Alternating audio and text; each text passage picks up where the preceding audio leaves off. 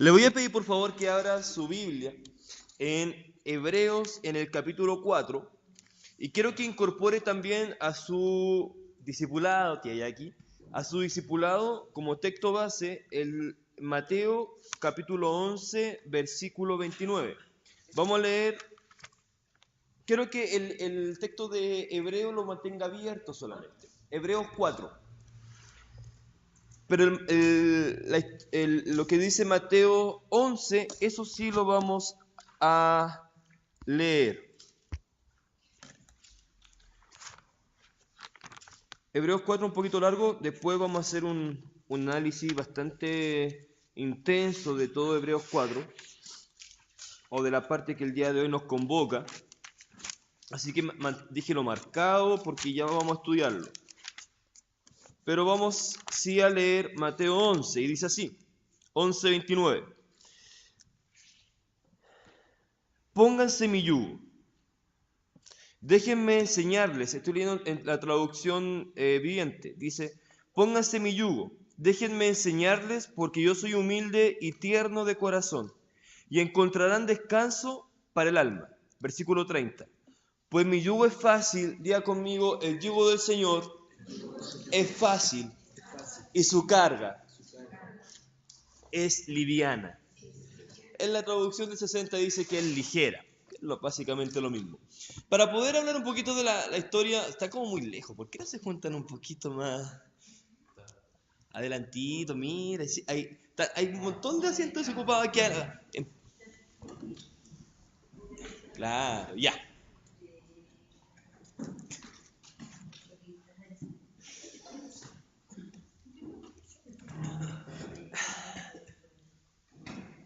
Ya. A ver, quiero contar un poquito contextualizar esto para que podamos entender varias cosas que el día de hoy a nosotros nos afectan. Porque lamentablemente, eh, todo lo que el evangelio que nosotros en algún momento aprendimos, o escuchamos o sabemos, o lo que usted y yo creemos saber de Dios, está muy condicionado por la forma en cómo a nosotros se nos impartió, cómo a nosotros se nos comunicó. Entonces, diga conmigo, en este tiempo, yo estoy desaprendiendo, destruyendo y deconstruyendo. Mire, inventé una palabra, deconstruir. Todo lo que no es, diga conmigo, todo lo que no es Cristo. ¿Ya? Y esto es sumamente importante. Y como les decía, les quería contar un poquito una historia. Si usted de repente ha visto o se recuerda o sabe algo de historia, usted sabrá que acá en Latinoamérica teníamos tres pueblos muy poderosos, o imperios que incluso se les llegó a llamar, que, ¿cómo se llaman los que están en México? Los aztecas, ¿quiénes más están? Los mayas, y por acá por Perú, Ecuador, Perú, Colombia, hasta el Maule, acá en Chile, estaban los incas. Y es interesante poder ver esto, porque a pesar de que las tres culturas aparecieron y tuvieron un momento en la historia, entre el año 1000 hasta el año 1500 más o menos, ellos tenían un sistema de dioses. Diga conmigo, sistema de dioses. Y en este sistema de dioses que ellos adoraban, incluyendo dioses familiares, incluyendo el dios para la lluvia, el dios del sol, el dios de los cultivos, el dios del amor, el dios de lo que usted se le imagine. Cada vez que ellos, por ejemplo, veían la realidad material, ellos se comenzaron a dar cuenta de que todo lo que vieron o todo lo que existía funcionaba de acuerdo a ciclos. Por ejemplo, ellos podían observar el hecho de que cada vez que caía la semilla de la tierra y venía el agua y estaba el sol y de acuerdo a la temporada, ese fruto en un determinado tiempo iba a dar, perdón, esa semilla en un determinado tiempo iba a dar un fruto. Pero ¿qué ocurría? Y quiero que lo piense con mentalidad de una persona del año 1000, en lo que no tenía internet, para chiquillos, de que en la que no había internet, en la que no había comunicación, en que acá en Latinoamérica el avance científico era básicamente de lo que se observaba. ¿Y qué explicación le podía dar una persona a cuando en tiempos de lluvia solamente había sol y no había la suficiente cantidad de agua para poder regar los cultivos?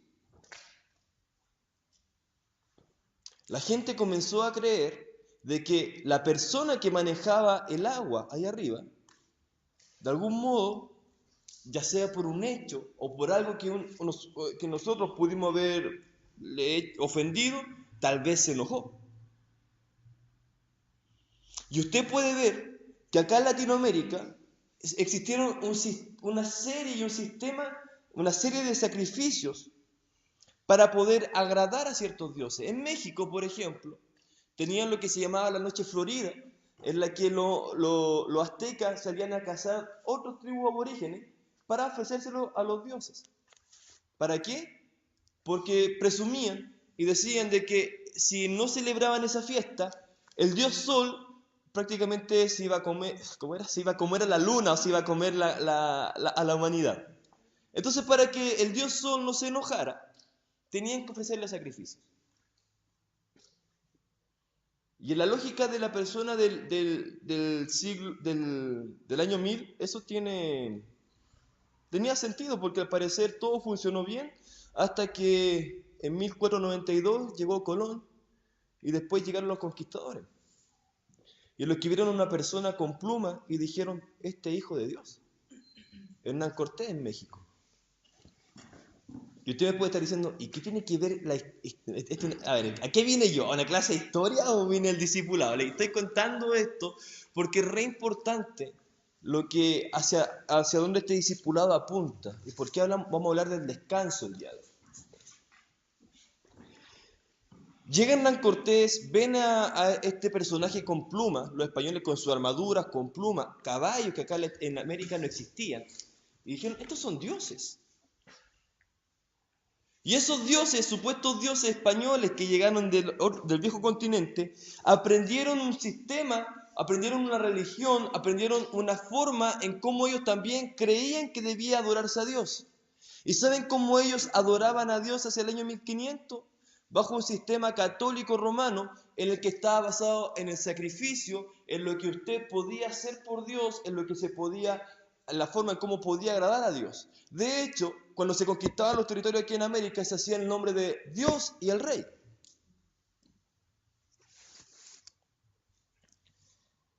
Entonces, no tan solo era algo económico lo que pasaba acá con la conquista de América, sino que también era algo que formaba parte de la religión. Y con todo lo que significó la muerte de cada uno de nuestros aborígenes, que en nombre de Dios mataron miles y millones de personas, incluso extinguiendo a indígenas propios que teníamos acá en Latinoamérica, en nombre de Dios. Y esto no es nuevo. Hace 4000 años atrás aproximadamente, un Dios hizo un trato con un pueblo que se llamaba Israel. Y les dijo, estas son mis leyes. Esta es la forma en cómo yo me voy a relacionar con ustedes.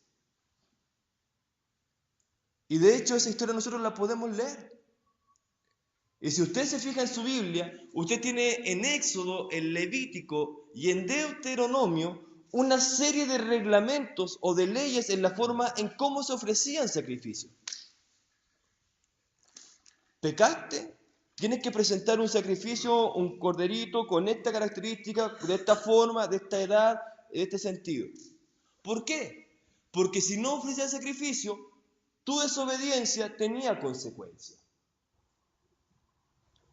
Y no tan solo eso, sino que una vez al año todo ese pueblo tenía que ofrecer un único sacrificio por el perdón de los pecados en nivel general, a nivel de un año. Con el riesgo de que la persona que era sumo sacerdote muriera.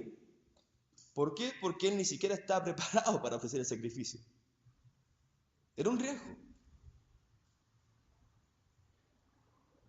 Entonces usted puede ver en la Biblia de que muchas de las cosas que en el antiguo pacto sucedieron, y la mecánica y la lógica con la que se veían las cosas en el antiguo pacto era: si me sucedió algo malo, si me está pasando algo, es porque la persona o el Dios que está por sobre nosotros está enojado con nosotros. Tristemente, el día de hoy, muchas personas creen que las situaciones que están pasando en su vida se deben a que el Dios que supone que adoran está enojado con ellos. ¿Cuántos de nosotros alguna vez hemos pensado que Dios está enojado con nosotros? Levante su mano con toda sinceridad. Yo más de alguna vez he pensado que Dios estaba enojado conmigo.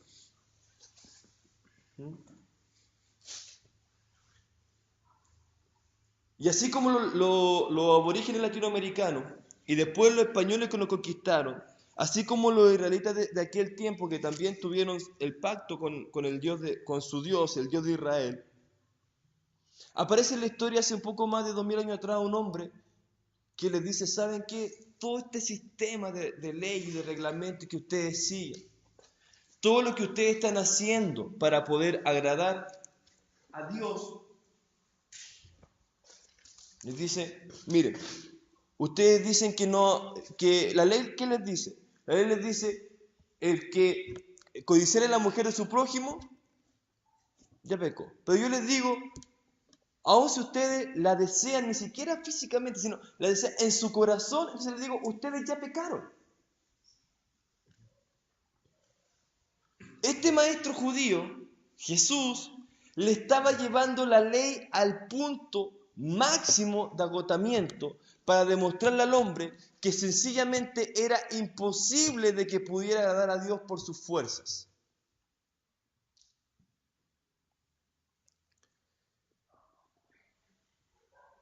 Y usted puede ver que en el código de ética moral de Dios, con todas las leyes y con todas las reglas que usted ve en el antiguo pacto, la Biblia nos muestra, como dice en Romanos 3, 19 al 20, y ya entramos de lleno al tema, de que ninguna persona bajo este sistema de leyes pudo ser perfeccionado, porque la ley, diga conmigo, la ley no tiene la capacidad de poder cambiarme ni mejorarme. Ni siquiera, ni piense que la ley le da la facultad de poder vencer el pecado.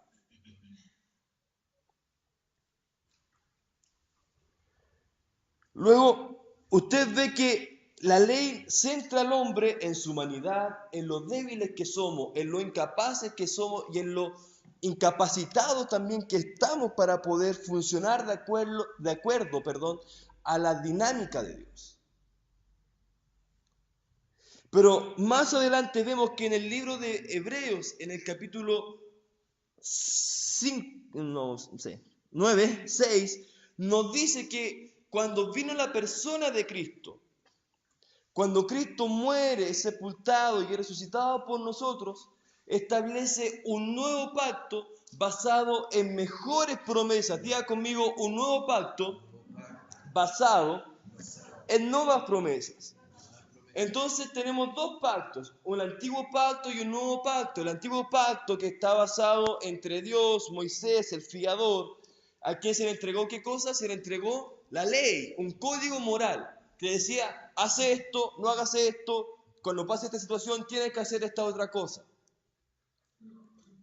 Pero esta ley era incompleta y era incapaz de poder mejorar al hombre, porque la ley, por más esfuerzo y por más bonito que pusiera y que quisiera hacer al hombre, no tenía la capacidad de cambiar al hombre, porque no trataba con la parte interna del hombre, sino solamente con su parte externa.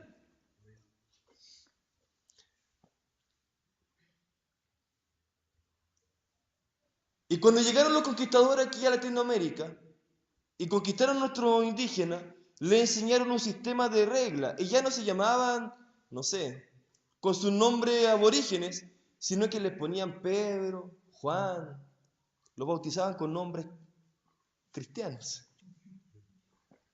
Pero por dentro seguían siendo de la naturaleza autóctona.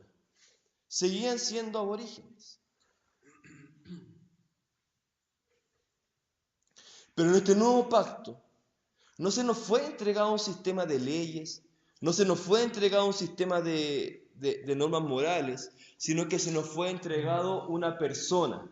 Diga conmigo, en el nuevo pacto se me fue entregado una persona. ¿Y qué persona? La persona de Cristo.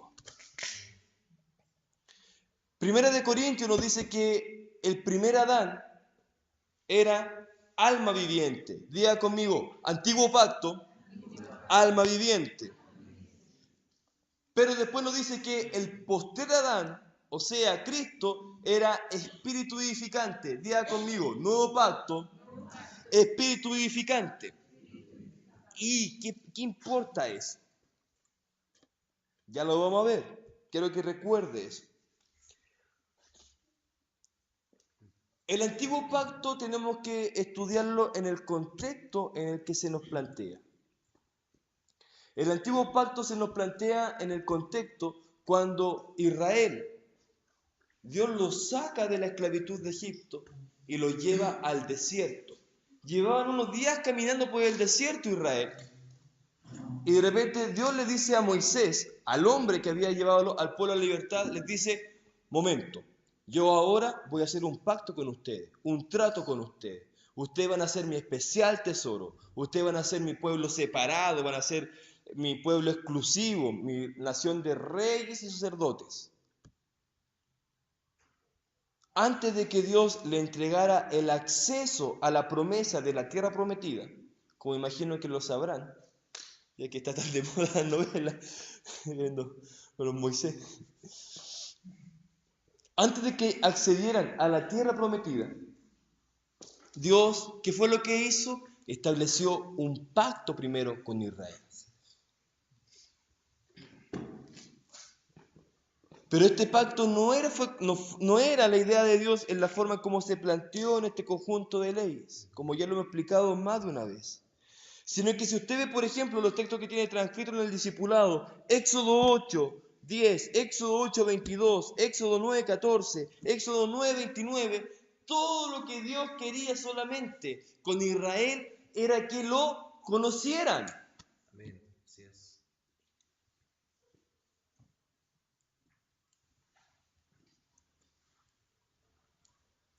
Si usted y yo hemos sido libres de la potestad de las tinieblas, como nos dice Colosenses 1:13, no fue simplemente para que usted ahora ya sea un cristiano evangélico. No es para que usted ahora sí estoy en otra religión y qué bueno porque cuando vengo al culto siento cosas especiales. No. Usted fue hecho para que en cada ámbito de su vida, disculpe, usted fue hecho libre para que en cada ámbito de su vida usted pudiera comprobar, diga conmigo, comprobar y conocer a Dios.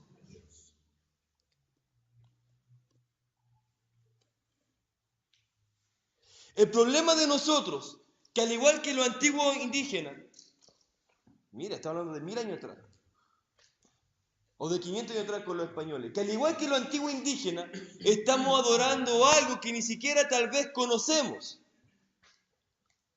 Que alguien nos predicó cierto mensaje, que alguien nos comunicó algo, pero que aún no hemos tenido el entendimiento de poder comprender qué fue exactamente este pacto que está basado plenamente en el sacrificio de Cristo en la cruz. Y ese es un tema serio, porque muchos de los problemas que en el día de hoy podemos experimentar como cristianos se debe a que desconocemos la realidad de este nuevo pacto. ¿Cuál era la finalidad de Israel cuando Dios los sacó de la tierra de Egipto? ¿Cierto que es ser libres? ¿Estamos de acuerdo? ¿Pero para qué? Ya, el discipulado, sí, dice para conocerlo. Ya, ok, sí. Pero ¿hacia dónde lo iba a meter Dios? ¿A dónde? ¿A la tierra? A la tierra prometida, a esa tierra que fluía leche y miel.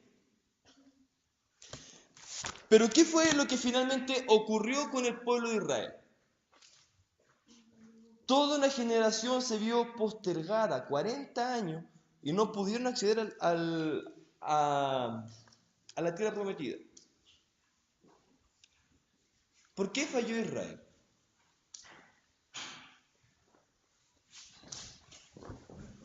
Israel falló no tanto por el pecado, sino por perder la posición en la que estaba. Diga conmigo, pérdida de posición. Quiero que por favor vaya conmigo a Gálatas 5:1. ¿Qué es lo que nos dice la Biblia? La Biblia nos dice que el apóstol Pablo nos comunica esta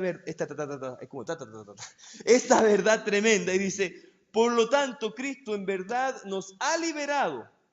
Ahora asegúrense de permanecer libres y no se esclavicen nuevamente a la ley.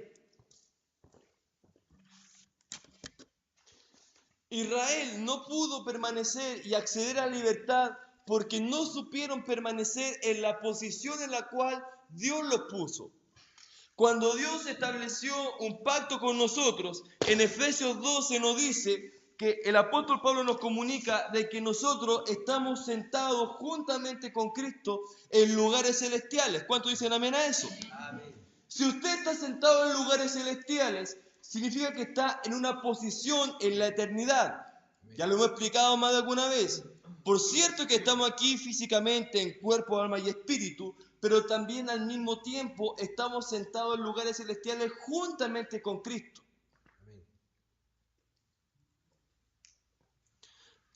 Una cosa es la realidad espiritual y otra cosa es la verdad circunstancial que pueda usted pasar.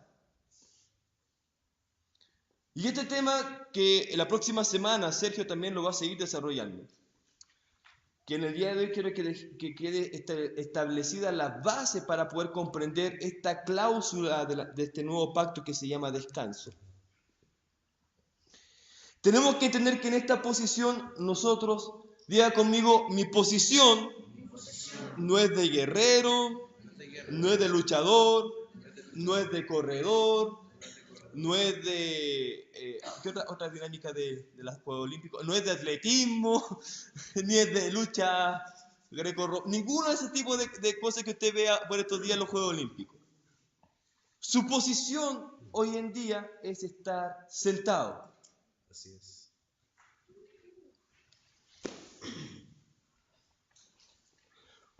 La vida usted la puede ver de dos posiciones. La puede ver en la posición en la cual Dios lo puso, que es estar sentado, o lo puede ver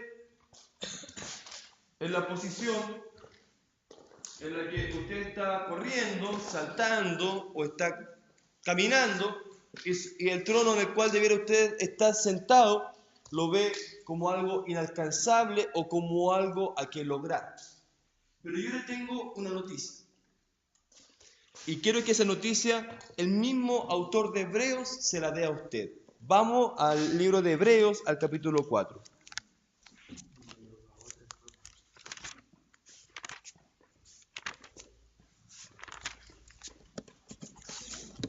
Hebreos 4. Quiero que lo mantenga ahí.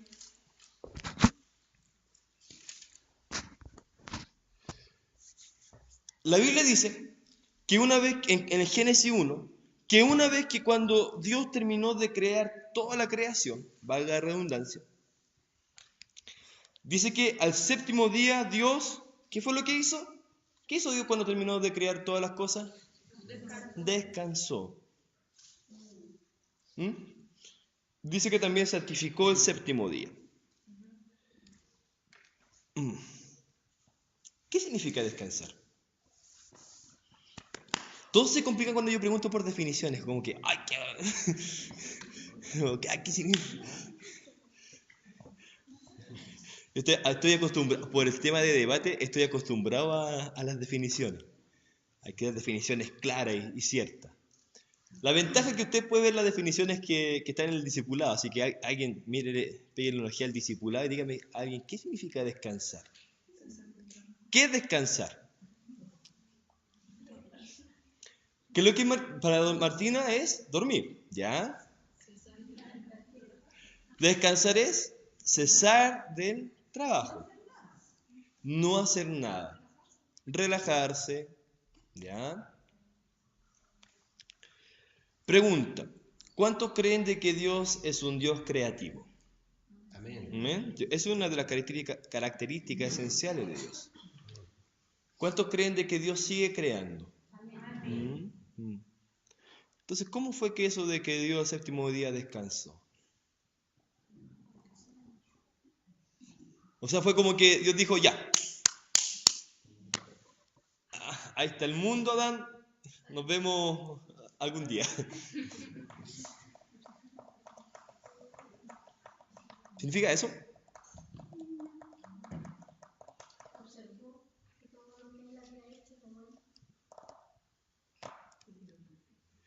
¿Qué ocurre? Mire, esto hoy es como súper de la práctica, porque yo hoy día estudiaba el tema.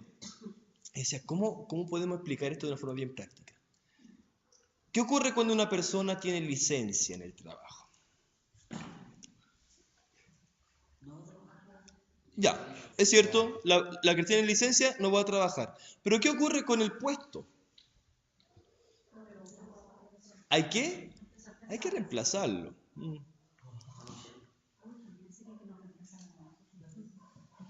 Ay, sería genial, ¿cierto? Pero ¿sabe? Algo parecido ocurrió en el primer día, en el momento de la creación. En Génesis 1:28 Dios le dice al hombre, multiplícate, fructifícate, llena la tierra, sojuzga y señorea. Prácticamente Dios le estaba entregando la administración y el gobierno de la tierra al hombre. Y cuando Dios termina de trabajar, dice que Él descansó, como dice el libro de Hebreos en el capítulo 4, Dios descansó de sus obras.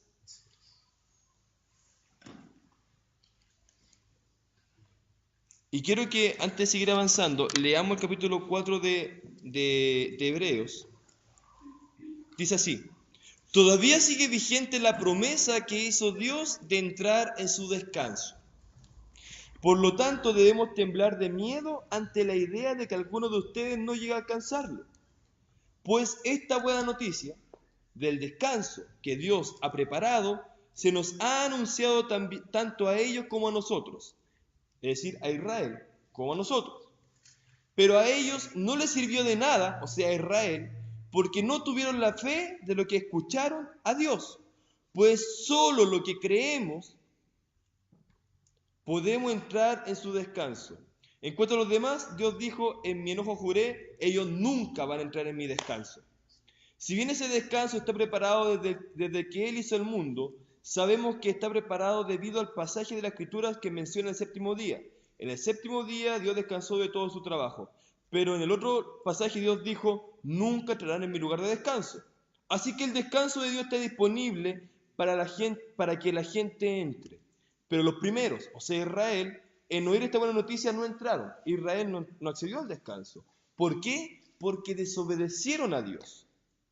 Entonces Dios fijó otro tiempo, diga conmigo, Dios fijó otro tiempo para entrar en su descanso. Y ese tiempo es hoy, diga conmigo, ese tiempo es hoy.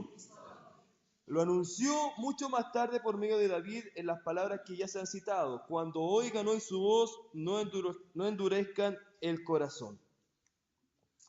Y lo voy a dejar hasta ahí. Descanso no tiene para nada que ver con el hecho de no hacer nada. Y una de las frases que nosotros hemos estado utilizando en este discipulado constantemente es que Cristo con su sacrificio perfecto...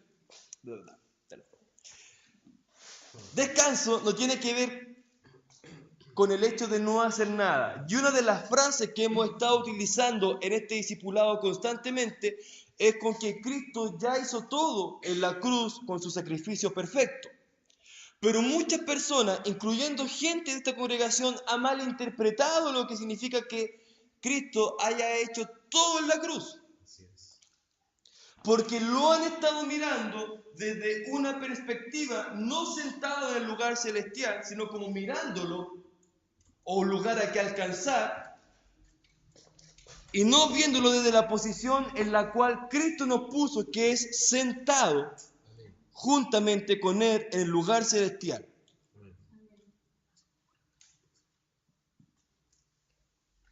Y la primera cosa que tenemos que ver acá es que descanso es el resultado de comprender lo que Cristo hizo por nosotros en la cruz. Por eso es que el primer texto dice acá, todavía sigue vigente la promesa que Dios hizo de entrar en su descanso. Por lo tanto, debemos temblar de miedo ante la idea de que alguno de ustedes no llegue a alcanzarlo. Voy a tomar un par de ideas acá. ¿Cuánto han sentido muchas veces de que les falta fe? Levante su mano. ¿Cuánto han sentido falta de fe? ¿Cuánto muchas veces han sentido que de repente son incapaces de poder creerle a Dios? Levante su mano. Yo muchas veces me he visto tentado con la idea de decir, Señor, de verdad esto es tremendo. Yo no entiendo y sencillamente hay cosas que de verdad me cuesta creer. Pero quiero que por favor vaya conmigo al libro de Gálatas en el capítulo 2, versículo 16. Y quiero que me responda esta pregunta, según el texto que hemos estado leyendo. ¿Qué le está demandando a usted Dios? ¿Creer o fe?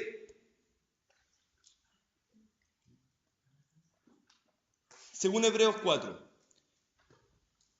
¿Qué? ¿Fe? ¿Cuántos dicen fe? Levanten la mano. ¿Qué está diciendo? Creer. Y como hemos dicho, la frase de este año, si vamos a creer, creamos bien. ¿Alguien puede leer Gálatas 2:16, por favor? ¿En qué vamos a creer? Mire, Gálatas 2:16.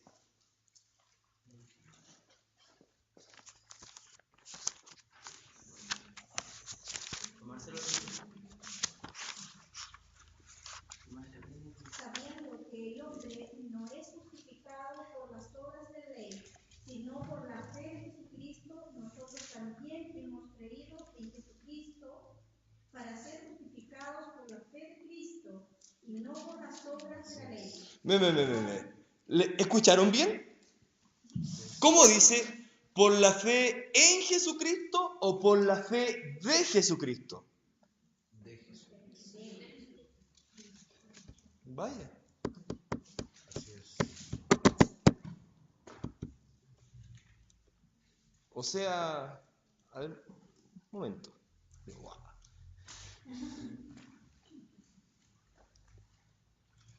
Usted y yo somos justificados y hemos sido librados por mi fe o por la fe del Hijo. Por la fe del Hijo.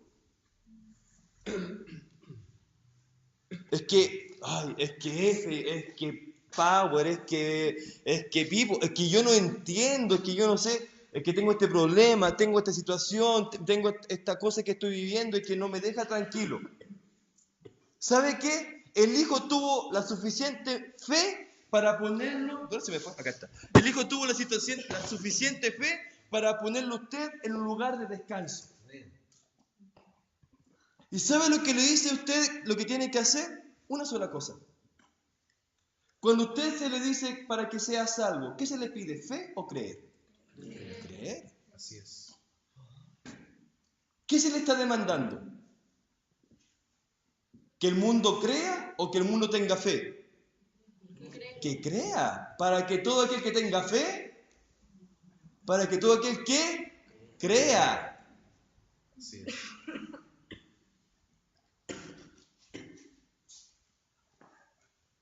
Hay cosas que sencillamente yo no tengo fe. Y en las que sencillamente creo que me entiende lo que estoy diciendo.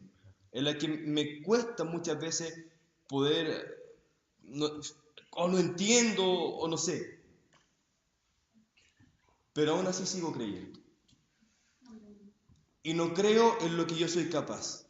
Creo en lo que Él sí fue capaz por mí. Así es. Entonces el descanso es eso.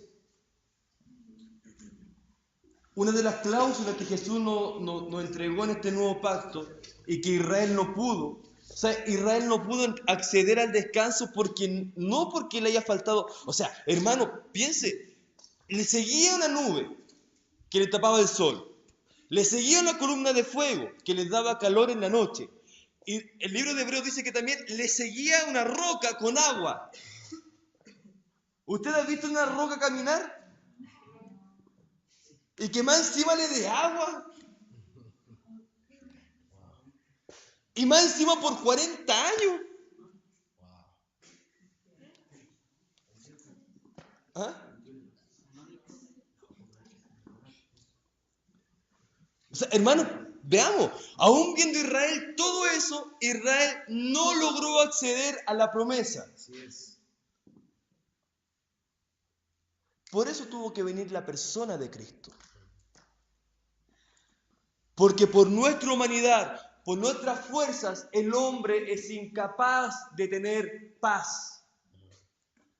Porque por más inteligente que sea, por más recursos económicos, por más recursos intelectuales, por más habilidades que usted y yo tengamos, jamás el hombre va a poder tener perfecta paz. Porque paz no es ausencia de problemas, paz es mantener la posición en la cual a usted Cristo lo sentó.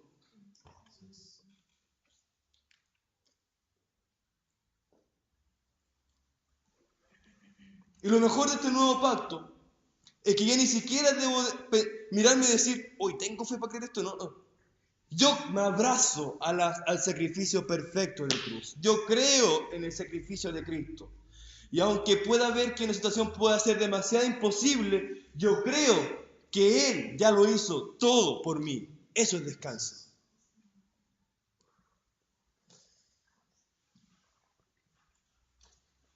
¿Se ha visto con falta ¿Cuántos se han visto con falta de fe en alguna situación?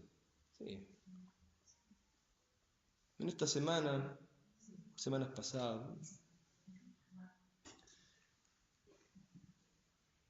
Pero más allá de que la situación vaya a cambiar o no, a usted y a mí, como personas del Espíritu, se nos demanda una sola cosa: creer. Creer. Creer. Diga conmigo, en este nuevo pacto, lo que a mí se me demanda es creer y obedecer. Ya vamos a llegar al tema de obedecer. ¿Cómo podemos perder nuestra posición en la cual Cristo nos puede? A ver, primera pregunta, ¿podemos perder la posición en la cual estamos sentados? ¿Sí o no?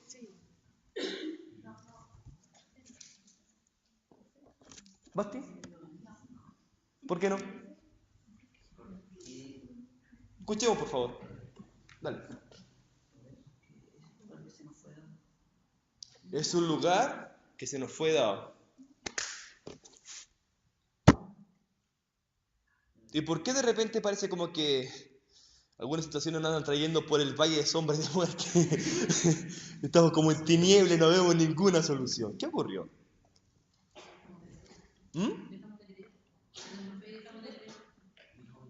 ¿Qué pasó? Dejamos que eran unos gobiernos.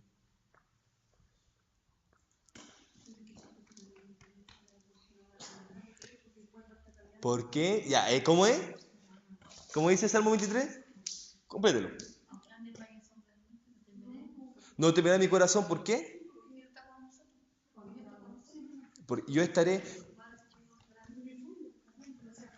Tu vara y tu callado me infundirán aliento. No voy a entrar a hablar de tipología, porque eso no es. Pero sí, el salmista pudo ver a Cristo en eso. Así es. David pudo ver a Cristo y pudo darse cuenta que aunque anduviera en valle de sombra y de muerte, aunque su alma usted pueda ver que tiene una tremenda tormenta, ¿sabe qué? ¿Sabe lo que Jesús hacía en las tormentas? Dormir. Pero Señor, el barco se está hundiendo.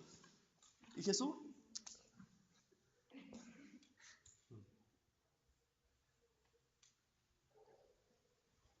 Y pucha que nos cuesta. Pero ¿sabe qué? No tan solo se nos demanda que creamos, sino que dice, tengan miedo de no entrar en ese reposo.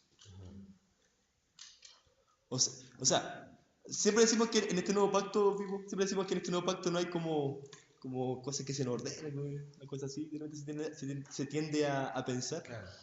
Pero sí se nos ordena una cosa, se nos ordena, ten miedo. ¿Y sabes lo que es miedo? Es miedo. Venga, ten miedo de no entrar en este reposo. Si hay algo de lo que usted tiene que tener miedo, no es de lo que esté pensando, sino usted tenga miedo de perder, de no entrar en este reposo.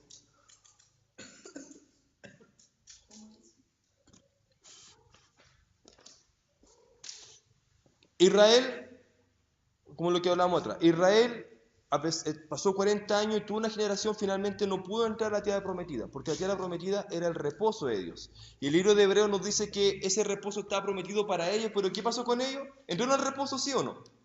No, porque si ellos hubieran entrado al reposo, nosotros ahora no estaríamos perdidos, estaríamos fritos, no se podría. Pero así como Israel lo falló, en este nuevo pacto también a ellos también se les prometió un nuevo reposo y a nosotros también. Y el libro de Hebreos nos dice que tengamos miedo de no acceder a este reposo. ¿Por qué? Es una de las cláusulas, una de las cosas que hay en este nuevo pacto. A ver, ¿alguien puede decirme qué cosa hay en este nuevo pacto? ¿Qué se nos prometió y que ahora son realidad en este nuevo pacto? ¿Qué cosa? Se nos prometió vida eterna. ¿La vida eterna la tenemos cuando nos vayamos al cielo? ¿Dónde está la vida eterna ahora? ¿Dónde? ¿Dónde? Súper. Ya, ¿qué más se nos prometió? Que somos libres. ¿Qué más? Salvación. ¿Qué más? ¿Qué cosa, amigo? Una posición, justamente lo que decía la hermana. ¿Qué más se nos prometió? Somos libres, también tenemos acceso a sanidad. Perdón. Es de la misma forma en que nosotros pudiéramos decir, de la misma forma como forma parte de lo que se llama doctrina cristiana. Todo esto como la base de lo que es el nuevo pacto, es decir, el reposo. Forma parte del mismo pacto. Sí. O sea, ¿de qué le sirve saber que usted en la vida futura, en el cielo, como se dice, va a ser libre de todo si cuando usted necesita verlo acá manifestado? Forma parte de eso. Y como les digo, el reposo, diga conmigo, reposo, no es ausencia de problemas, sino es estar conscientes en la posición de la cual estoy. Y fíjese, en el texto se nos dice que hay un nuevo tiempo en que se nos trajo esta noticia. ¿Cuándo vino esta noticia? Marcos 1, 14, 15 dice que cuando Jesús partió su ministerio, dijo: el tiempo se ha cumplido y el reino de los cielos se ha acercado. Por tanto, arrepentidos, arrepiéntanse y crean al Evangelio, crean a la buena noticia. Dice, parte diciendo Jesús, el tiempo se ha cumplido. ¿Qué tiempo se cumplió? El tiempo que yo estaba prometiendo en el antiguo pacto, cuando decía, les voy a dar un corazón nuevo, les voy a dar un espíritu nuevo. Las leyes ya van a estar afuera, sino que van a estar escritas en sus corazones. Ya no voy a habitar más en templo hecho por mano de hombres, sino que ¿dónde iba a habitar? Dentro de nosotros. Jesús está diciendo, el tiempo ese que se les prometió se ha cumplido.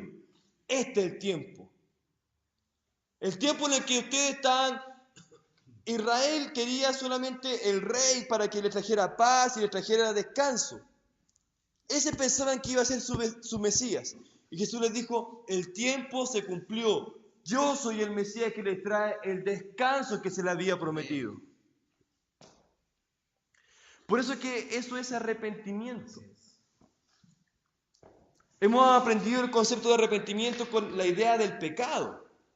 Pero el día de hoy estamos aprendiendo de que el arrepentimiento no es tan solo con la idea del pecado, sino que arrepentimiento es decir, todo lo que este sistema me está oprimiendo, todo lo que este mundo me ofrece con su vanidad y deleite, yo digo que no, porque yo le estoy accediendo al descanso que tengo en Cristo Jesús. Por eso es que nada temporal te puede robar lo eterno. Di conmigo, nada temporal me roba lo eterno.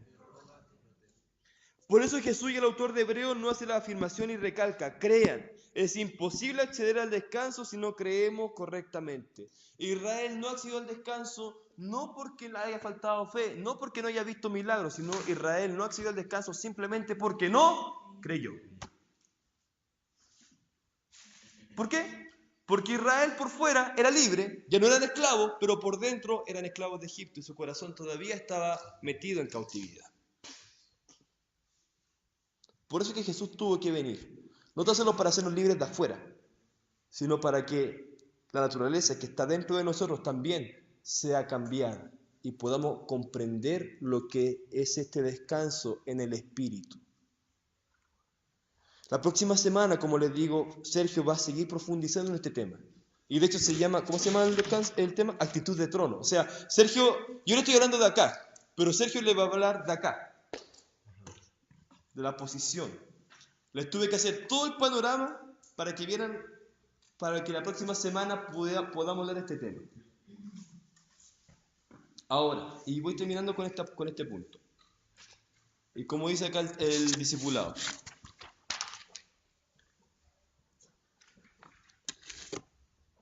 Nosotros hemos hablado que en este nuevo pacto, bueno, el antiguo pacto está basado en qué cosa? En la ley. ¿Y este nuevo pacto en qué está basado? En la gracia. Y es interesante de que el libro de Hebreos diga de que la gracia tiene, ¿cómo decirlo? Una limitante. O tiene algo que la obstaculiza. Y es lo que dice en Hebreos 12:15, que alguien lo pueda leer, por favor. Hebreos 12:15.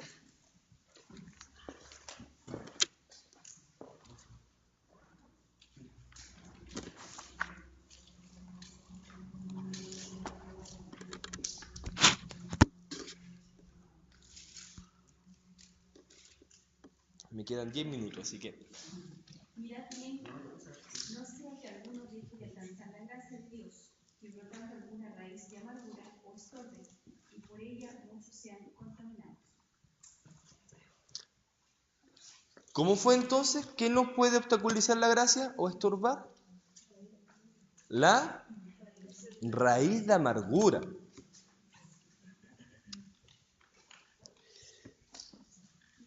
¿Qué es el perdón?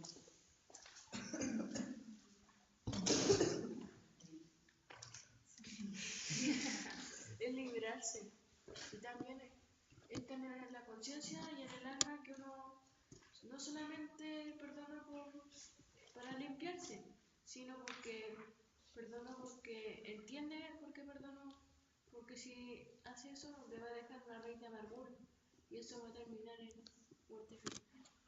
¿Qué va a pasar al final? Muerte física. Muerte física. Ya, es cierto. Pero el perdón es algo que hacemos. No. O sea, como que sí, como que no. Ya, a ver. Porque uno, entre que Dios te ayuda a perdonar, porque uno no puede ser por sí mismo, por su gato humano, por el rencor. ¿Por qué? Por el rencor. ¿Qué hizo Jesús con nosotros? También nos perdonó, ¿cierto? Sí. Y también dice que por su llaga nosotros hemos sido curados. Y es interesante que ni siquiera se limita a enfermedades físicas, sino que también podemos ver que su alma fue afligida para también traernos gozo a nosotros. Es interesante eso. Entonces podemos ver que el perdón ya no es algo, Así es. sino que el perdón es alguien. Así es. Es la persona de Cristo manifestándose en nosotros. Amén.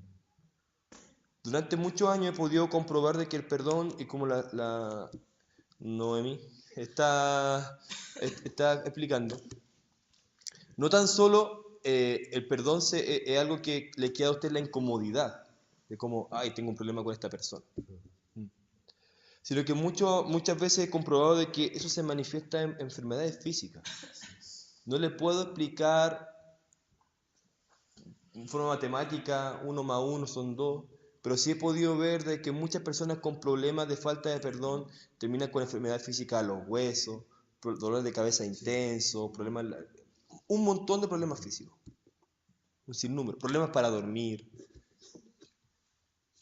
Y cuando se va aumentando la raíz de amargura, como bien explicaba Noé, va profundizando de raíz de amargura. Imagínense, una simple ofensa puede terminar en un estado depresivo. Un estado depresivo, hermano. Sí. Hoy día leí la carta de un niño de en Estados Unidos que le dejó una carta a su papá que se mató por el bullying que le hacían. Como una frase más otra frase te puede llevar a cometer suicidio literalmente. Como una palabra tiene ese poder de afectar tanto el alma de nosotros. Bueno, ese es un serio problema, porque donde se instaura la raíz de amargura, dejamos de recibir gracia. ¿Por qué? Porque cuando tú y yo manifestamos perdón, lo que estamos manifestando es libertad.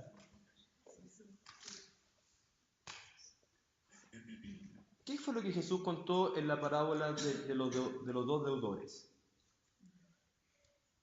El deudor, el siervo, le pidió perdón a su rey por la deuda que tenía. ¿Y qué dijo el rey? Listo, ya. Pero dice que saliendo de inmediato el deudor del palacio, se encontró con un deudor del deudor. Otro deudor, claro. Y dice que lo agarró por el cuello, le pegó y le dijo, págame lo que me debe. Y le dijo, no tengo plata. Y lo mandó a la cárcel. El rey escuchó la noticia, lo mandó a llamar y le dijo, ¿por qué no mostraste misericordia como yo la mostré contigo? Lo mandó a encarcelar y le dijo, no vas a salir de aquí hasta que no pagues el último céntimo, por decirlo de esta forma en esta comunidad chilena, el último peso que me debas. Y no está solo eso, sino que también tenía a verdugos y a gente que lo torturaba todo el día.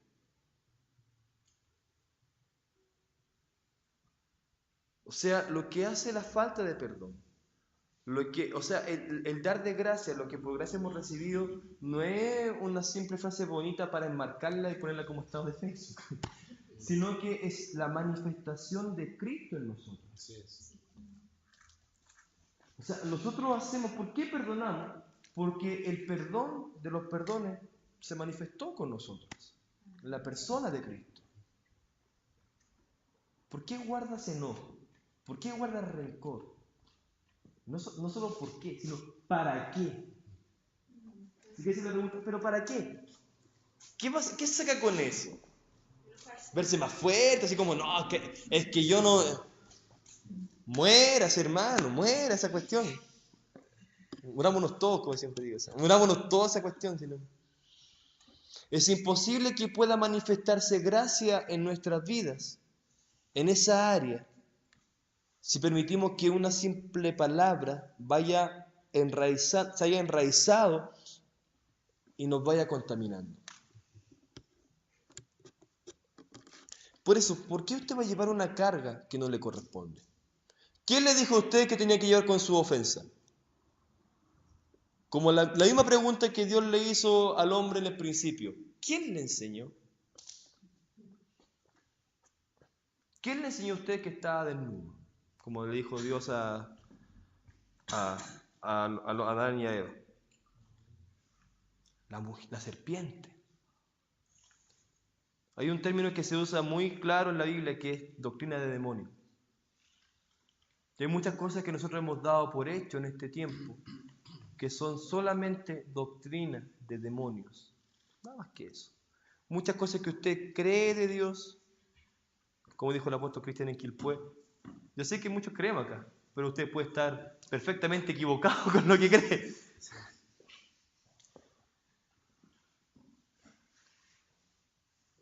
Y vuelvo al principio de la historia que les comencé a contar con este discipulado. Hace 1000 años atrás, los indígenas de este continente, este hermoso continente, pensaban que elevando sacrificios, elevando ofrendas a sus dioses, iban a traer prosperidad, iban a traer paz, iba a salir todo bien. Y si no lo hacían, pensaban que los dioses de arriba, los hombres de arriba, se iban a enojar. Los españoles que nos enseñaron y nos trajeron la religión pensaban prácticamente igual, pero con la diferencia de que a esas personas le llamaban María, le llamaban José y Jesús. Y hasta la hora usted puede ver por qué la gente va a pagar manda, por qué la gente hace cierto acto y cierta ofrenda. Claro, se hace por gratitud y se hace también para pedir y también se hace ¿para qué? Para que, por favor, que me ayude con esta situación o problema o que no se enoje conmigo, no sé. Pero ¿sabe qué? La Biblia nos muestra de que en Cristo nosotros, Cristo, dice la Biblia, que unió dos pueblos, ahora son uno solo, hablando de Israel y todo el resto del mundo. Y en este nuevo pacto, que está basado plenamente en el sacrificio de Cristo, no hay que presentar más sacrificios. O sea, si usted cree de que Dios está enojado con usted o que Dios se va a enojar con usted en algún momento, déjeme decirle que Romanos 5.1 le dice que por medio de Cristo nosotros tenemos paz para con Dios. ¿Cuántos están en Cristo? Levanten su mano. Qué bueno. Todos ustedes tienen paz con Dios. Pero es que me pasa esta situación y tengo este problema. La verdad es que Jesús nunca nos prometió que no nos iba a pasar nada. Ni que íbamos a vivir como unos pollitos siempre felices para siempre. En el entendimiento humano. Sino que Jesús nos prometió y nos dijo, en el mundo ustedes tendrán aflicción. Pero confíen, yo vencí al mundo. ¿No les dijo? Bueno, en alguna versión dice, tengan fe. Pero crea. Es que yo no sé si tengo la suficiente fe para poder creer. Qué bueno que reconozca que no tiene fe. Así como cuando hay una historia en la que un hombre le dijo a Jesús, Señor, ayúdame en mi incredulidad.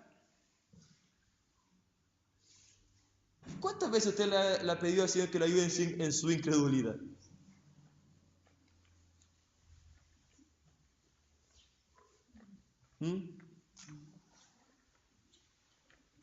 Descansar en este nuevo pacto tiene que ver en que creemos en lo que Jesús ya hizo por nosotros. Amén. Descansar en este nuevo pacto tiene que ver con la posición en la que estamos nosotros sentados. Descansar en este nuevo pacto tiene que ver que aunque el mundo se derrumbe, la profecía de Isaías 60-61 cuando dice, porque tiniebla y oscuridad van a llenar la tierra, pero sobre ti nacerá la luz. Y la gloria de Jehová será vista sobre nosotros. Así es.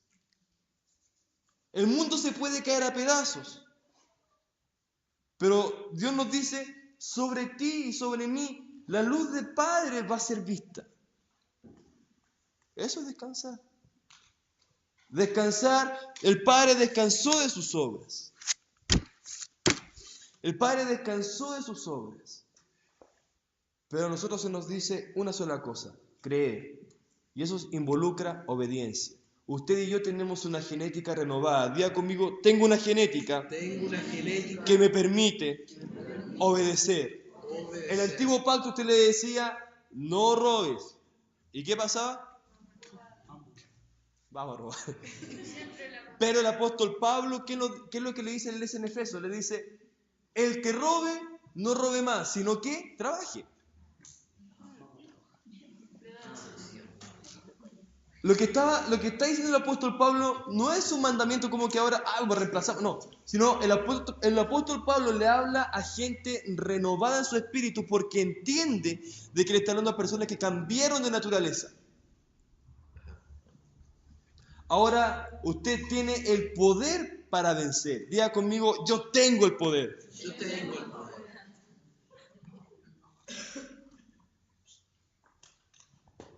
Usted está sentado en esta posición. Usted está sentado juntamente con Cristo en lugares celestiales. Así es. Usted sabe que el antiguo pacto, diga conmigo, antiguo pacto, eran promesas. Eran promesas. Nuevo pacto Nuevo pacto. son realidades. Son realidades. ¿Qué pasa, manita? ¿Ah? Mire,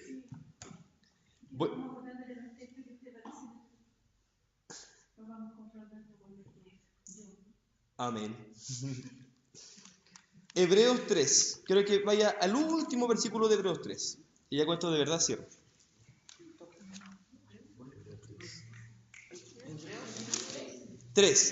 El último versículo.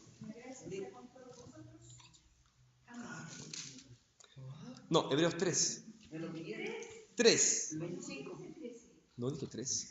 El último versículo de Hebreos 3. La Marte. El 19. Estaba esperando todo el discipulado para eso.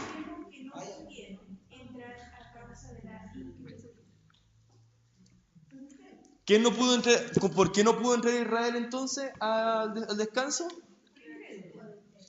Por incredulidad. ¿En qué vamos a creer? ¿En qué vamos a creer nosotros?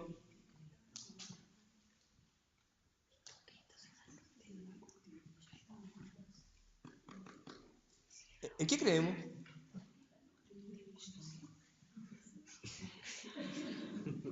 O sea, estamos leyendo. Ellos no entraron al descanso porque no creyeron. Ya, pues, ¿y cuántos quieren entrar al descanso de Dios? A ver, yo quiero, de verdad quiero. Ya. ¿Pero en qué vamos a creer? Ya. Súper. ¿Pero en qué vamos a creer?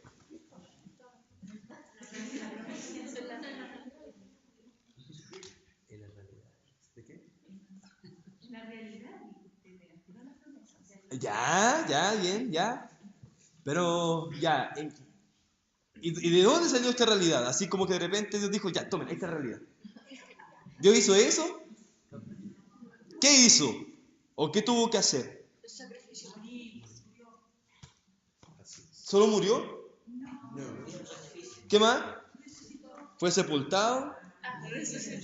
No, es que algún día vamos a tener que hablar de la sepultura porque, wow, es tremendo lo que ocurrió en la sepultura. ¿Y qué más?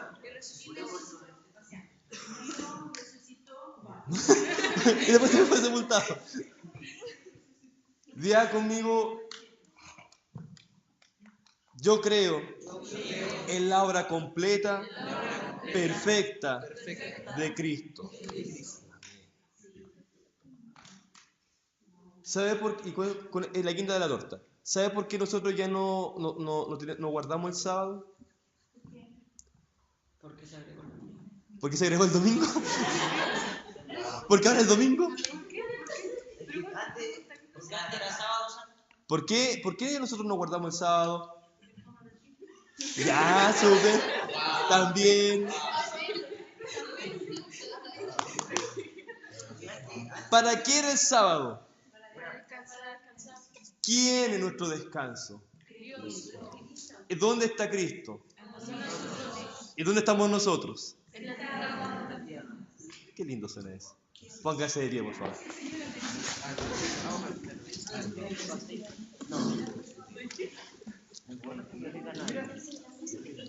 Vamos a orar.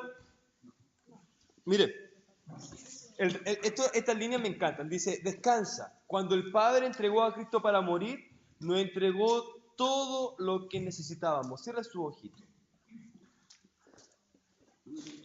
Levante su mano al cielo, por favor, y reciba esto. Todo lo que usted necesite, el Padre a usted se lo entregó en Cristo. Amén. Ya nos fue entregado. Así es. Por eso, incluyendo las cosas que tú incluso piensas que no.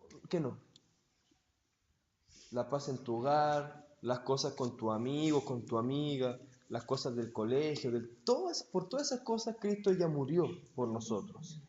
Por eso descansa también, no tengas temor de las tentaciones, pruebas o lo que sea que estés viviendo. Él te aseguró la victoria sobre todo, pero te exige una sola cosa, creer. Amén. Descansa, a ti no te falta nada. Obediencia es el resultado de darte por enterado de tu posición en Cristo. No permitas que nada ni nadie te saque de ahí, ni la más mínima ofensa. Y descansa porque para eso Jesús vino, para que tu alma que le gusta andar al 3 y al 4 sea callada su voz, para que pueda escuchar la voz del Padre en todo y obedecerle. Amén. Descansa, entra, accede, tú eres bienvenido, eres amada por Dios, eres amado por Dios, tienes paz con Dios. Padre, declaramos que esta cláusula del nuevo pacto, que es tu descanso, la recibimos en nuestro espíritu. Amén. Denunciamos todas aquellas maldiciones que venían con los aborígenes, con la Iglesia Católica, los conquistadores, las cosas que nuestra familia nos enseñó acerca de ti, todas las mentiras, todas las doctrinas de demonios, y recibimos esta palabra pura en nuestro espíritu. Y declaramos, Señor, que solamente tu verdad es la que nos conduce, tu verdad es la que nos guía y que es la que nos trae justicia, paz y entendimiento de que en ti estamos en posición de descanso y recibiendo lo que por gracia tú nos entregaste para también darlo todo por gracia. Gracias, Jesús. Gracias. Gracias, Padre. En tu nombre, Cristo.